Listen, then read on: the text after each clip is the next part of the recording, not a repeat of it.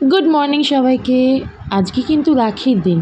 আর সকালবেলা উঠে দেখো আমার মাম্মা রেডি হয়ে গেছে স্নান টান করে, কারণ ও এবছর কিন্তু ফার্স্ট রাখি এই জন্যেই বললাম, কারণ আগের বছরে ও একদম ছোট্ট 6 মাসের ছিল। আমার এই 1.5 বছর বয়সী মেয়ের রাখির উৎসবটাকে উদযাপন করার জন্য আমি কিন্তু প্রথম থেকেই চেষ্টা করেছি যাতে ওর মাথার মধ্যে এই জিনিসটা ঢুকিয়ে দেওয়া যে আজকে রাখি উৎসব, আজকে ওকে গপু দাদা গুনু দাদা সবাইকে রাখি পরাতে হবে, তারপর দাদাইকে রাখি পরাতে হবে। তো ও দেখো নিজেরভাবে আস্তে আস্তে করে সবাইকে কিন্তু রাখি পরিয়ে দিল, আর ওই জিনিসটা কিন্তু এনজয়ও করছে। গপু দাদা গুনু দাদাকে রাখি পরিয়ে দেওয়ার পরে ওর দাদাইকেও রাখি পরিয়ে দিল, মিষ্টি খাইয়ে দিল, আর সাথে প্রণামও করে নিল। আর গিফট নিতে কিন্তু একদম ভুললো না, ও কিন্তু গিফটটাও নিয়ে নিল। এরপরে মাম্মাকে নিয়ে আমরা কিন্তু বেরিয়ে পড়েছিলাম।